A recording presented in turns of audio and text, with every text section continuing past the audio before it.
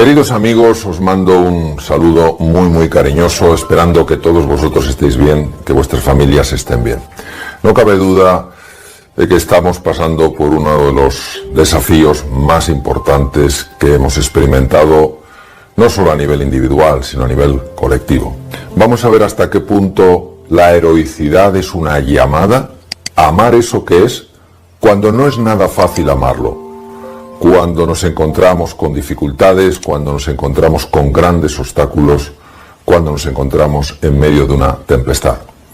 Lo primero que quiero deciros es que lo que vamos juntos a explorar es altamente contraintuitivo. ¿Qué quiere decir esto? Que parece que desafía todas las leyes de la lógica y es normal, es natural que ante eso, pues nosotros nos resistamos y digamos: esto es demasiado bonito como para ser posible, y automáticamente cerramos nuestra mente. Es como si por el simple hecho de no haber tenido una determinada experiencia, consideráramos que esa experiencia no la podemos tener. Es decir, el primer presupuesto es muy sencillo: que algo sea contraintuitivo no necesariamente indica que no sea verdadero. Por eso os pido que abráis un poquito vuestra mente, un poquito vuestro corazón, para ver si algo de lo que aquí vamos a compartir resuena en vuestro corazón. Verdaderamente os hace abriros a la posibilidad de que algo nuevo, sorprendente y muchas veces inesperado pueda ocurrir en vuestras vidas.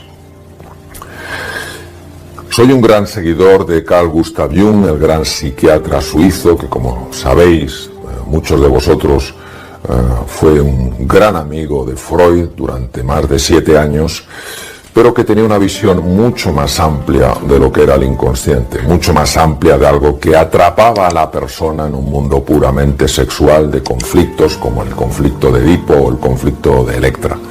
Carl Gustav Jung sabía que había dimensiones más profundas, dimensiones más amplias en la realidad. Y tiene algunas frases que son realmente notables, y una de ellas es: lo que se resiste, persiste. Es decir, cuando nosotros luchamos contra algo, curiosamente, lejos de reducir la fuerza del oponente, la estamos aumentando. Entonces, lo que se resiste, persiste, y lo que se abraza, se desvanece. Este es el primer punto que os quiero decir, porque en medio de la prueba, cuando tenemos dificultades de salud, dificultades económicas, dificultades de relación, muchas veces tendemos a resistirnos, a enfrentarnos a eso, a intentar someterlo para que desaparezca en nuestras vidas. Y si seguimos un poco la guía de Jung, esto es un error en el que no tenemos que caer, porque lo que se resiste, persiste. Cuanto más pelees contra eso, más lo vas a reforzar. Pero no solamente desde el campo de la psiquiatría nos alertan sobre eso, sino desde el campo de la biología, de la fisiología. Uno de los más grandes fisiólogos, biólogos que el mundo ha conocido, el profesor austriaco Hans Selye, también nos alerta sobre este peligro. Y también nos aporta una maravillosa solución. Adoptando la actitud adecuada, actitud quiere decir cómo me relaciono con una determinada realidad, puedo convertir el estrés negativo, este que me anula, este que me bloquea, y que él personalmente bautizó como distrés, en un estrés positivo, que él llamó eustrés. Esa fuerza, esa energía que necesito en momentos de dificultad. Y si veis en la gráfica de arriba, que es uno de sus estudios, cuando la persona se mantiene en esa resistencia, enfrentándose a la prueba porque no le gusta, porque es dolorosa, porque le hace pasarlo mal, algo en esa persona se va deteriorando. Llega un momento en el que cae, es el final de la gráfica, en lo que él llamaba el estado de hundimiento, el estado de burnout, cuando una persona está quemada. Hoy sabemos que la parte anterior del cerebro, que corresponde a lo que coloquialmente se llama el cerebro ejecutivo, cuando una persona se está resistiendo, se está enfrentando a la prueba porque es dolorosa, porque es incómoda, porque está llena de incertidumbre, la parte del cerebro que precisamente nos tiene que ofrecer nuevas opciones, nuevas salidas, la parte del cerebro que invita a la creatividad, a que emerja, a ese espíritu emprendedor, a que se ponga en marcha, esa parte funciona mucho peor. Por eso, ojo con enfrentarnos a la prueba como quien quiere dominarla, como quien quiere someterla. Hay una persona que ha influido mucho en mi vida, el profesor Joseph Campbell, norteamericano, vivió en Nueva York y tiene también otra frase que no tiene desperdicio. Esa cueva que tú temes, en el fondo, lo que contiene es el tesoro que tú buscas. ¿Qué nos dice Joseph Campbell? Joseph Campbell, el gran experto en mitología, nos dice que para poder salir hay que entrar. Es decir, que más allá del dolor, más allá de la prueba, más allá del sufrimiento, lo que hay es el crecimiento, la evolución, la transformación. Es decir, si nosotros, porque la cueva nos da miedo, porque la cueva implica dolor, implica oscuridad, implica confusión, rechazamos entrar en esa cueva, no vamos a poder crecer, no vamos a poder evolucionar. Entonces, esto tal vez en los momentos de más dificultad, en momentos en los que muchos de vosotros estaréis pasando o estamos pasando, puede ser una guía muy interesante. Es decir, si yo aguanto sin enfrentarme, sin resistirme, si abrazo la prueba, aunque sea dolorosa, aunque sea difícil, yo voy a poder experimentar un crecimiento, una evolución, una mejora. Es decir, como ser humano voy a ir desplegando poco a poco mi verdadero potencial. Y esto es clave cuando se está avanzando en el camino hacia la plenitud. Y cómo no, yo tengo que citar a mi héroe particular, al profesor Santiago Ramón y Cajal, nuestro premio Nobel de Medicina en 1906. Cajal fue un adelantado a su época. Es decir, Cajal, quiero que os imaginéis la tecnología que había en aquella época. Cualquiera que haya visto el microscopio de Santiago Ramón y Cajal y lo compare con los microscopios actuales, es como comparar un hacha de piedra de hace 1.000.000 de años con las armas que hay hoy en día. Es decir, son mundos completamente separados, completamente aparte. Y sin embargo, Cajal tenía tal intuición, tal conocimiento profundo de ciertas dimensiones de la realidad, que él intuyó algo que hoy en día se ha demostrado biológicamente, que es la neuroplasticidad, la capacidad de formar nuevos circuitos neuronales, nuevas conexiones entre las neuronas, lo cual nos permite que podamos desarrollar nuevas capacidades. Fijaros la frase de Cajal, que no tiene desperdicio: todo ser humano, si se lo propone. Hay que estudiar un poco la vida de Cajal para entender a qué se refiere cuando dice si se lo propone. Él está hablando de si está comprometido de verdad, si de verdad se deja la piel en el intento, si cada día sale a buscar la oportunidad con la misma ilusión. De eso habla Cajal cuando habla de se lo propone. Todo ser humano, si se lo propone, puede ser escultor de su propio cerebro. Fijaros, nosotros sabemos hoy en día que las áreas más anteriores del cerebro, las áreas prefrontales que conforman lo que se conoce como cerebro ejecutivo, que lo he comentado anteriormente, son áreas muy plásticas, en el sentido de que cuando una persona verdaderamente tiene ilusión por conseguir las cosas, por salir adelante, se esfuerza una y otra vez a pesar de las dificultades, se forman nuevas conexiones. Hay un aumento en la producción de dopamina, un aumento en la producción de noradrenalina, que hacen que estemos más espabilados, más alertas, y además se liberan ciertas sustancias llamadas neurotrofinas que favorecen que esas áreas cerebrales establezcan nuevas conexiones. Es decir, fijaros hasta qué punto nuestra relación con la prueba, nuestra relación con la dificultad puede hacer que nos hundamos, que nos fragmentemos o, por el contrario, que crezcamos. Es lo que se llama el crecimiento postraumático. Efectivamente, la situación es traumática, es dolorosa, hay pérdidas humanas, hay enfermedades, hay problemas económicos, hay incertidumbre, etcétera, etcétera. Pero no todo ha de ser ese dolor. Ha de quedar algo de más valor, y eso de más valor es el crecimiento, es la evolución, el crecimiento postraumático. Cuando uno se va a la física teórica y lee un poco los comentarios de físicos de la talla de Albert Einstein, llama la atención algo que ellos describen como si lo hubieran visto con sus propios ojos.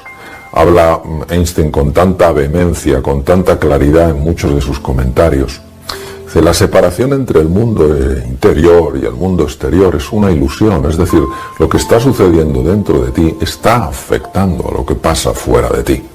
No solo él, otros grandes pensadores, desde la Grecia clásica hasta épocas mucho más modernas, ya hablan de eso. y hablan de que de alguna manera tu estado de ánimo, la ilusión que le pongas en las cosas, la confianza que pongas en juego, tiene la capacidad de mover cosas que aparentemente están fuera de ti. ¿Por qué? Pues por lo que dice Einstein, porque el mundo interior y el mundo exterior están conectados a un nivel suprasensorial, es decir, nuestros sentidos no son capaces de entender esa conexión, lo mismo que si yo miro dos árboles en una pradera que están separados, pues no me doy cuenta que a nivel profundo, a nivel de las raíces, pueden estar perfectamente conectados.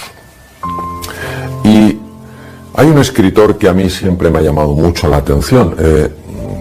He leído Siddhartha varias veces, es una de sus obras más conocidas, pero a mí la que más me impactó no fue Siddhartha, fue el lobo estepario. Me parece que es un hombre que conoce muy bien determinadas dimensiones del ser humano. Hermann Hesse gana el Premio Nobel de Literatura el año siguiente del final de la Segunda Guerra Mundial, en 1946, y él dice algo que yo creo que tiene que resonar profundamente en nuestro interior. Para que surja lo posible hay que intentar una y otra vez lo imposible. Es decir, uno nunca va a saber si puede conseguir algo, si puede lograr algo, hasta que no lo intenta una y otra vez, a pesar de que parezca imposible. Entonces, unos puntos finales, de alguna manera, para resumir lo que hemos visto. Primero, evitemos tomar la posición de una víctima. La víctima es la que se siente incapaz de hacer nada ante lo que le pasa, que se siente incapaz de dar un paso adelante, de tomar una acción, de tomar una decisión. Cree que todo depende de las circunstancias. No hagamos esto porque es dañino incluso para la salud.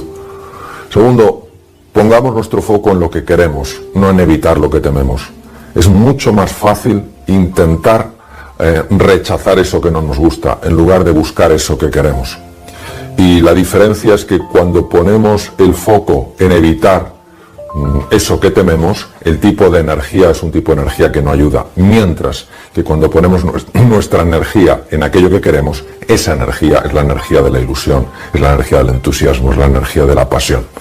Recordemos que la imaginación tiene en sí la capacidad de crear, es decir, no utilicemos nuestra imaginación y el poder de la visualización para proyectar escenarios catastrofistas cuando eso son puras elucubraciones mentales. Me comentaba un estudiante en una ocasión que había proyectado en su mente que si fallaba ese examen, que si suspendía toda su vida se arruinaba y que eso lo había bloqueado. En el momento en el que se dio cuenta de que eso era una pura proyección mental, en ese momento empezó a rendir muchísimo más y por supuesto sacó el examen. Utilicemos un lenguaje que nos ayude, no un lenguaje que nos anule. Es que no lleva a ningún sitio. Hay que, sí lleva a muchos sitios. ¿Por qué me pasa esto a mí y no lleva a ningún sitio? ¿Para qué me pasa esto a mí si lleva a un sitio? A lo mejor para que crezcas, para que evoluciones, para que, como decía Joseph Campbell, tengas que entrar en ese espacio difícil, en ese espacio complejo, para que salgas fortalecido. Abrámonos a la posibilidad de que lo extraordinario pueda manifestarse en nuestra vida. Nos hemos acostumbrado a ser insensibles a lo extraordinario. Hay muchas cosas extraordinarias que no somos conscientes de ellas sencillamente porque nos hemos cerrado a que lo extraordinario pueda ocurrir en nuestra vida. Pues no, abrámonos a eso, a que lo extraordinario también pueda suceder en nuestra vida. Y es un momento, obviamente, de ayudarnos unos a otros, de apoyarnos unos a otros. Hay que dejar de lado la rivalidad. Las personas que están utilizando su mensaje, sus acciones, para separar, para destruir, no están ayudando a que nuestra sociedad mejore, a que nuestra sociedad salga fortalecida. Necesitamos mensajes reales, no que se diga una cosa y se haga la contraria, mensajes reales que inviten a la unión, que inviten a la cooperación, que inviten a la colaboración. Y ya para terminar, el camino del héroe es amar lo que es, aprender a conquistarse es la mayor de las conquistas. Más allá del dolor de la prueba, recordemos a Campbell, está el descubrimiento, el crecimiento interior, la mejora y la evolución personal. Muchas gracias. El miedo es una emoción, y una emoción implica un proceso corporal, es decir, hay un cambio en nuestra musculatura, hay un cambio en nuestras vísceras, en nuestras hormonas, que luego se refleja como un sentimiento. El sentimiento es la percepción consciente que yo tengo de este fenómeno físico, de este fenómeno fisiológico. Y es una emoción cuya función principal, cuyo objetivo es proteger la vida, ayudar a la supervivencia, que no cabe duda que es la misión número uno del cerebro humano. Hay que distinguir varios planos cuando se habla del miedo. Hay que distinguir un plano físico y hay que distinguir un plano mental. El plano físico está a nivel fundamentalmente de unos núcleos llamados núcleos amigdalinos. La palabra amígdala viene del griego almendra, no hay que confundirla con esas estructuras linfáticas que tenemos en la garganta, sino que son unos núcleos, un grupo de núcleos situados en los lóbulos temporales del cerebro humano a la altura más o menos de las orejas. Ahí está el núcleo central del miedo. El plano mental es un plano diferente, estaría en las zonas del cerebro más evolucionadas, la corteza que se llama prefrontal, ventromedial, y ahí es donde nosotros, a base incluso de nuestro propio diálogo interior, de nuestra propia narrativa, somos capaces de activar esa estructura física a nivel de las amígdalas, de los núcleos amigdalinos, para que tenga lugar la reacción de miedo. La mayor parte de nuestros miedos son miedos generados a nivel mental, no responden a un peligro, a una dificultad para nuestra propia supervivencia, sino son absolutas creaciones mentales vividas como si fueran reales. A los seres humanos nos gusta en general vivir en lo que se llama la zona de confort. La zona de confort tiene un nombre engañoso porque parece que necesariamente es un sitio donde una persona está cómoda, está confortable. No es así. La zona de confort solo se entiende en su interacción con el inconsciente. Una persona puede estar en su zona de confort y sentirse muy incómoda. ¿Qué es, por tanto, la zona de confort? Es nuestro status quo. Nos hemos acostumbrado a vivir así. Es predecible, es controlable. Es posible que yo esté triste, pero sé que mañana también estaré triste. Esto me da una sensación de que controlo incluso el futuro. Las palabras abren cajones emocionales. Y cuando usamos la palabra estrés, en general pensamos que es algo malo, rechazable, que acorta nuestra vida. Esto no es así. Hay que irse a los fundamentos del estrés. El estrés es una energía, es una fuerza que la naturaleza permite que aflore en nosotros cuando hay una perturbación en nuestra vida, cuando estamos fuera de la zona de confort. Ahora me gustaría traer un concepto absolutamente clave y especialmente importante en el mundo actual. El concepto es secuestro amigdalino, que es cuando las amígdalas se quedan encendidas como si ya viviéramos de forma permanente en un mundo peligroso. Ya no es que tengamos miedo, es que vivimos asustados. Tener emociones, incluso emociones difíciles, como la tristeza, el miedo, la desesperanza, es normal. Esto es parte del dolor que los seres humanos experimentamos. Sin embargo, todo el sufrimiento, fruto de cómo damos vueltas y vueltas la misma cosa de una forma negativa, este círculo vicioso que sigue y sigue y sigue, ese sufrimiento es una elección personal. Los verdaderos cambios y sobre todo las transformaciones en el ser humano no son en general consecuencia de la erudición, de lo que uno sepa, de la cantidad de másters que tenga o de títulos académicos. Y la valentía, por tanto, no es sencillamente superar un obstáculo hoy. También es irte a dormir sin haberlo superado y pensar, mañana lo vuelvo a intentar.